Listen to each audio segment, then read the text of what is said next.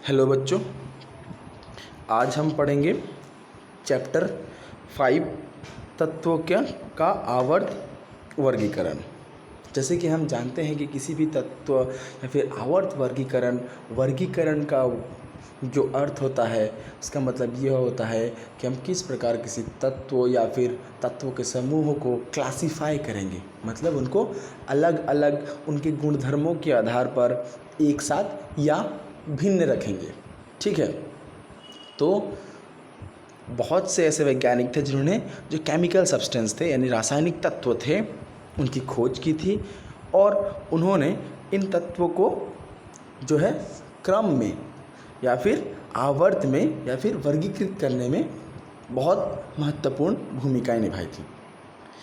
इस श्रेणी में बहुत से वैज्ञानिक या फिर रासायनिक हैं, लेकिन हम इनमें से कुछ एक का जो तुलनीय या फिर कुछ इम्पोर्टेंट योगदान है हम उनके बारे में पढ़ेंगे। तो इस क्रम में हम सबसे पहले पढ़ेंगे डोबर्नियर के त्रिक के बारे में। डोबर्नियर जो थे वह एक जर्मन रासायनिक थे। ठीक है, डोबर्नियर ने समान गुणधर्मों वाले तत्वों को समूहों में व्यवस्थित करने का प्रयास किया था। उन्होंने तीन तीन तत्वों वाले कुछ समूहों को चुना एवं उन समूहों को त्रिक कहा। मतलब उन्होंने क्या किया कि तीन तीन के समूह वाले कुछ तत्व लिए।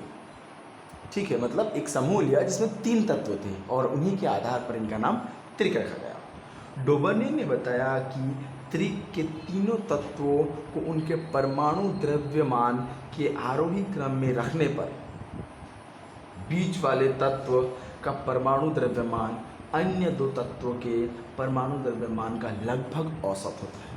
मतलब मान लीजिए किसी एक रासायनिक पदार्थ का द्रव्यमान 1 होगा, उसके बाद क्योंकि हमने उनको क्रमशः सजाया है तो आरोही क्रम में सजाया है छोटे से बड़े में, तो दूसरे का होगा 2 और तीसरे का होगा 3। तो 1 और 3 को हम जब जोड़ के उसका औसत निकालेंगे तो आएगा 2। वही 2 जो होगा वो बीच वाले जो तत्व होगा उसका द्रव्यमान होगा। ठीक है, यानी कि लगभग एक अप्रॉक्सीमेट कहा है। तो यही था डोबर्नियर का त्रिक। ठीक है, उदाहरण के लिए लिथियम, सोडियम और पोटेशियम वाले त्रिक पर ध्यान दीजिए, जिसके परमाणु द्रव्यमान क्रमशः 6.9, 23.0 तथा 39.0 है। लिथियम एवं पोटेशियम के परमाणु द्रव्यमान का औसत क्या है? 23 होगा। ठीक है, उनको अगर हम निकाल कर औसत निकालेंगे तो तकरीबन 23 के आसपास आएगा। वही 23 जो सोडियम का परमाणु द्रव्यमान है। ठीक है, तो यह था डोबर्नियर का त्रिक, लेकिन इसमें भी कुछ त्रुटियां थी, कुछ गलतियां थी। ठीक है, डोबर्नियर उस समय तक ज्ञात तत्वों के केवल 3 त्रिक को ही ज्ञात कर सके थे। मतलब जितने वहाँ पे तत्व थे ना, जितने उस वक्त में जो तत्व खोजे गए थे उनमें से केवल 3 त्रिक के समूह यानी कि 9 जो रासायनिक तत्व थे उनका ही वह त्रिक बना पाए थे। जैसे कि यहाँ पे तुम इस टेबल पर आप देख सकते हैं, ये वाला और ये वाला, ये 3 ही त्रिक थे। इसके अलावा और कोई त्रिक वो नहीं बना पाए। तो इसीलिए उनका जो यह सिद्धांत या फिर उनका जो यह वर्गीकरण करने का जो नियम था वो उतना फेमस या फिर प्रसिद्ध नहीं हुआ, क्योंकि इसके अपने कुछ खामियां या त्रुटियां थी। उसके बाद आए न्यूलैंड ने भी जो है तत्वों के आवर्त वर्गीकरण करने में महत्वपूर्ण योगदान दिया। इनका जो एक सिद्धांत इन्होंने दिया था अष्टक का सिद्धांत यानी ऑक्टेट रूल, वह इनके द्वारा दिया गया एक बहुत ही महत्वपूर्ण योगदान है। तत्वों के गुणधर्म पर उनके परमाणु द्रव्यमान के साथ संबंध स्थापित करने के लिए प्रोत्साहित किया था। मतलब जो न्यूलैंड थे ना, उन्होंने क्या किया था, डोबर्नियर के ही रास्ते पर वो भी चले थे और उन्होंने भी जो परमाणु जो द्रव्यमान है उसी को आधारभूत ढांचा समझकर, उसी को आधारभूत गुणधर्म समझकर तत्वों का वर्गीकरण, आवर्त वर्गीकरण किया था। ठीक है, 1866 में 1866 में अंग्रेजी वैज्ञानिक जॉन न्यूलैंड्स ने ज्ञात तत्वों को परमाणु द्रव्यमान के आरोही क्रम में व्यवस्थित किया था। उन्होंने सबसे कम परमाणु द्रव्यमान वाले तत्व हाइड्रोजन से आरंभ किया तथा 56वें तत्व थोरियम पर इसे समाप्त किया। उन्होंने पाया कि प्रत्येक 8वें तत्व का गुणधर्म, यह बात ध्यान से सुनिए, प्रत्येक 8वें तत्व का जो गुणधर्म होता है वह तत्व के गुणधर्म वो पहले के तत्वों के गुणधर्म के समान रहता है। मान लीजिए अगर एक का गुणधर्म, एक का जो केमिकल प्रॉपर्टीज होगा तो 8, 1, 2, 3, 4, 5, 6, 7, 8वां का भी जो होगा उसका जो गुणधर्म है वो एक के जैसा ही होगा। ठीक है, अच्छा, उन्होंने इनकी तुलना संगीत के अष्टक मतलब होते हैं ना संगीत में, सा रे गा मा पा धा नी, है ना, उसके बाद फिर सा आ जाता है, सा रे गा मा पा धा नी सा, फिर से जो है 7 सुर के बाद जो 8वां सुर आएगा और फिर से 7 आता है, उसी को अष्टक कहा गया है। ठीक है, उन्होंने इसी सिद्धांत पर अपना जो वर्गीकरण या फिर आवर्त वर्गीकरण का जो सिद्धांत था उन्होंने इसी चीज़ पर आधारित किया है। ठीक है, इसीलिए उन्हें इसे अष्टक का सिद्धांत कहा, इसे न्यूलैंड का अष्टक के सिद्धांत के नाम से भी जाना जाता है। ठीक है, आप यहाँ पे उदाहरण देख सकते हैं पेज नंबर 90 में, लिथियम और सोडियम के बीच, लिथियम और सोडियम के बीच कितने तत्वों का अंतर है देखिए, 1, 2, 3, 4, 5, 6, 7, 8, मतलब इन दोनों के बीच 8 तत्वों का अंतर है। तो ये लिथियम और सोडियम का जो गुणधर्म होगा ना वो बराबर होगा, या फिर कैल्शियम का हुआ, कॉपर का हुआ, इन सब का क्या होगा, गुणधर्म समान होगा।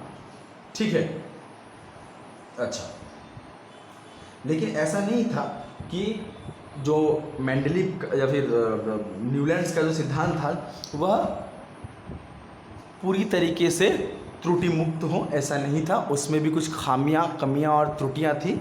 सबसे पहली त्रुटि क्या थी कि ऐसा देखा गया था कि अष्टक का सिद्धांत केवल कैल्शियम तक ही लागू होता था, यानी कि परमाणु क्रम 20 तक। ठीक है, क्योंकि कैल्शियम के बाद प्रत्येक 8वां तत्व का गुणधर्म पहले के तत्व से नहीं मिलता था। यह जो है न्यूलैंड्स के सिद्धांत का एक त्रुटि था या खामी थी। दूसरा, न्यूलैंड ने कल्पना की थी कि प्रकृति में केवल 56 तत्व हैं। उन्होंने कहा था कि प्रकृति में केवल 56 रासायनिक तत्व हैं और भविष्य में भी कोई नए तत्व खोजे नहीं जाएंगे। ऐसा नहीं था, भविष्य में और बहुत सारे नए तत्व जो थे खोजे गए थे, है ना। और उसके बाद क्या था, अपनी सारणी में, यानी कि अपने पीरियोडिक टेबल में, अपने सारणी में इन तत्वों को जो है समंजित करने के लिए न्यूलैंड ने 2 तत्वों को एक साथ रख दिया और कुछ असमान तत्वों को एक स्थान में रख दिया। मतलब उन्होंने एडजस्टमेंट किया अपना जो सिद्धांत को साबित करने के लिए कि मैंने जो सिद्धांत कहा है वो करेक्ट है। उन्होंने तत्वों के साथ छेड़छाड़ किया, उनको जो परमाणु क्रम थे उसके साथ छेड़छाड़ किया। मतलब जो समान तत्व थे उनको अलग रख दिया या फिर जो असमान तत्व थे उनको साथ में रख दिया। न्यूलैंड का अष्टक का सिद्धांत केवल हल्के तत्वों के लिए ही काम आ सका। भारी तत्व, यानी कि जब हम पीरियोडिक टेबल में पीछे की ओर जाते हैं, दाएं से बाएं की ओर जाते हैं, जब परमाणुओं का द्रव्यमान या परमाणु का जो क्रमांक है यानी एटॉमिक नंबर और एटॉमिक मास जब बढ़ता है, जब वो हेवी में तरफ जाते हैं, थोरियम या फिर और ज़्यादा जो हम हेवी मेटल्स की तरफ जाते हैं, तो यह सिद्धांत कार्य नहीं करता है। दूसरा, हम अब उनके बाद एक और आए, अव्यवस्थित में व्यवस्थित करना, मेंडलीव का आवर्त सारणी। मेंडलीव जो थे पीरियोडिक टेबल को फ्रेम करने में, को बनाने में, इनका एक बहुत ही महत्वपूर्ण योगदान था। ठीक है, उन्होंने क्या किया, इन्होंने भी वही जो आधारभूत जो गुण था उन्होंने भी उसी को लिया। उन्होंने भी परमाणु द्रव्यमान को ही आधारभूत जो है गुण माना और परमाणु द्रव्यमान तथा रासायनिक गुणधर्मों में समानता के आधार पर व्यवस्थित किया। उन्होंने क्या किया कि किसी तत्व का जो परमाणु द्रव्यमान है उसको उन्होंने उनके रासायनिक जो गुणधर्म हैं उनके साथ जोड़कर, ठीक है, एक पीरियोडिक टेबल बनाया। ठीक है, जब वे अपना काम कर रहे थे मेंडलीव, तब केवल 63 तत्व ही ज्ञात किए गए थे। उन्होंने तत्वों के परमाणु द्रव्यमान एवं उनके भौतिक तथा रासायनिक गुणधर्मों के बीच संबंध स्थापित किया, और वो जो तत्व हैं वो हाइड्रोजन के साथ और ऑक्सीजन के साथ उन तत्वों का उन्होंने रिएक्शन करवाया, अभिक्रिया करवाया, और उनका जो नेचर था, उनका जो उस रिएक्शन के बाद जो ऑक्साइड्स और हाइड्राइड्स बने, किस तरीके के बॉन्ड बने, किस तरीके के ऑक्साइड्स बने थे, किस तरीके के हाइड्राइड्स बने थे, इसके आधार पर भी उन्होंने जो है ये आवर्त श्रेणी बनाने की कोशिश की थी। उन्होंने हाइड्रोजन और ऑक्सीजन को क्यों चुना? क्योंकि यह बहुत ही सक्रिय है और लगभग सभी जो तत्व थे उस वक्त पाए गए सभी के साथ अभिक्रिया यानी कि रिएक्शन करते थे, और यह आसानी से उपलब्ध भी हो जाते थे एनवायरनमेंट में। इनको जो है संवर्धन करना या फिर इनको बनाना बहुत आसान भी था। ठीक है, आप पेज नंबर 93 में देख सकते हैं ये जो टेबल है यह मेंडलीव का पीरियोडिक टेबल है। ठीक है, मेंडलीव के जो वो था ना, उनके तत्व से बनने वाले हाइड्राइड एवं ऑक्साइड के सूत्र को ये हमने अभी बता दिया। तो यहाँ पे एक विधि दिया है कि उन्होंने किस तरीके से इनको क्लासिफाई किया, यानी किस तरह से इनको आवर्त किया या वर्गीकरण किया। उन्होंने 63 कार्ड लिए, क्योंकि उस वक्त तक 63 ही पदार्थ खोजे गए थे, तो 63 कार्ड लिए। उन 63 कार्डों में एक एक को सीरियली, मतलब उनके परमाणु द्रव्यमान के आधार पर लिखा और सबको वॉल पर साटा। फिर उनके बीच जो है रिलेशन, उन्होंने संबंध स्थापित करने की कोशिश की, और जो एक समान गुणधर्म प्रदर्शित करते थे उनको एक ही श्रेणी में रखा गया, जो गुणधर्म जो अलग अलग दिखाई देते थे उनको अलग कर दिया गया। ठीक है, तो यह न्यूलैंड्स का सिद्धांत था। उनके सिद्धांत के कुछ बहुत जो थी उपलब्धियां भी थी और कुछ खामियां भी थी। उपलब्धियां क्या थी? आवर्त सारणी व्यवस्थित करते समय मेंडलीव को सारणी में अधिक द्रव्यमान वाले तत्वों को कभी कभी कम द्रव्यमान वाले तत्वों से पहले रखना पड़ा। क्रम इसलिए उलटना पड़ा ताकि समान गुणधर्म वाले तत्वों को एक साथ रखा जाए। यह उनके एक जो आवर्त श्रेणी बनाया था उसका एक गुणधर्म है, उसका एक कैरेक्टरिस्टिक्स है कि उन्होंने कभी कभी देखा जाए कि तो हैवी मेटल्स थे उनको जो लाइट मेटल्स थे, यानी कि जो छोटे हल्के तत्व थे उनसे पहले रखा। क्यों रखा? क्योंकि उनके जो परमाणु द्रव्यमान जिनके मतलब उनके जो गुणधर्म थे उनको समान करने के। ठीक है, इसके अलावा इसके अतिरिक्त मेंडलीव ने अपने आवर्त श्रेणी में कुछ रिक्त स्थान को छोड़ दिया। आप अगर ये पेज नंबर 92 का अगर ये आवर्त श्रेणी देखेंगे, आप देखेंगे कि हाइड्रोजन के बाद के जो वो है ना वो सब खाली हैं। इधर फ्लोरीन के बाद खाली है, क्लोरीन के बाद खाली है ना, ये सब जो जगह है उन्होंने खाली छोड़ दिया। अब कोई अगर बना रहा हो, अगर बीच में खाली छोड़ दे तो सोचेंगे ना कि ये तो खराब है, इसलिए अच्छे से नहीं बना पाया। नहीं, इस रिक्त स्थान को उन्होंने अपना कमजोरी बताने के ना बताकर उन्होंने यह बताया कि भविष्य में और तत्व खोजे जाएंगे और वह तत्व यही जो खाली स्थान है यहाँ पर सजाए जाएंगे या रखे जाएंगे। ठीक है, अच्छा, उन्होंने क्या किया कि इन जगहों को खाली रखा और इनके बाद वाले जो तत्व या पहले वाले जो इनके जो तत्व थे उनके आधार पर इनका नाम कर दिया, एका लगाकर नाम कर दिया। ठीक है, जैसे कि एका बोरॉन, एका एल्यूमिनियम, ठीक है, और एका सिलिकॉन, जो बाद में जाकर स्कैंडियम, गैलियम और जर्मेनियम के आधार पर के नाम से जाने गए। ठीक, अच्छा,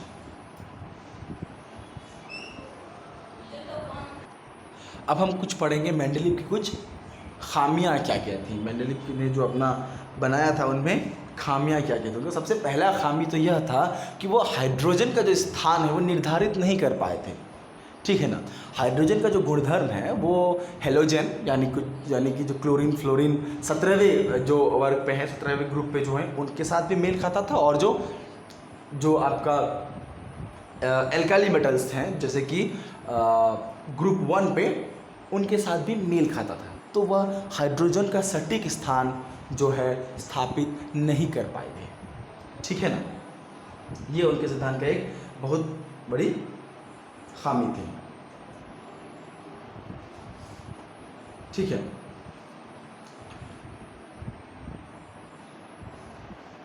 मेंडलीव के तत्वों के आवर्त वर्गीकरण तैयार होने के पर्याप्त समय बाद जो है, इसके अलावा भी एक और था कि वह आइसोटोप्स का जो है, आइसोटोप्स को परिभाषित अच्छे से नहीं कर पा रहे थे और वो नहीं बता पाए थे कि ये आइसोटोप्स जो हैं है ना, वो कहाँ रखे जाएंगे। ठीक है, और इसके अलावा एक और बात हम आपको बताना जो है, मेंडलीव के सिद्धांत का जो गुणधर्म है उसमें एक और पॉइंट छूट गया कि जो नोबेल गैस थे, ठीक है, जो नोबेल गैस है ना, उन्होंने क्या किया था, नोबेल गैस उस वक्त तक खोजी नहीं गए थे। तो मेंडलीव ने बताया था कि नोबेल गैस भविष्य में खोजे जाएंगे और उनको अलग से एक ग्रुप में हम रख सकते हैं, बिना जो अभी जो ग्रुप बना है उस ग्रुप को छेड़छाड़ किए बगैर। ठीक है, तो यह हमने आज कुछ पढ़ा, डोबर्नियर का सिद्धांत, न्यूलैंड्स का सिद्धांत और जो है मेंडलीव के सिद्धांत। हम चूँकि वीडियो बहुत लंबा चल रहा है तो इसको अपलोड करने में भी बहुत समय लगेगा, इसीलिए हम क्या कर रहे हैं, इस चैप्टर को जो है हम अब मॉडर्न पीरियोडिक टेबल को हम का जो पॉइंट रहेगा है वो हम अगले क्लास में डिस्कस करेंगे। ठीक है, थैंक यू।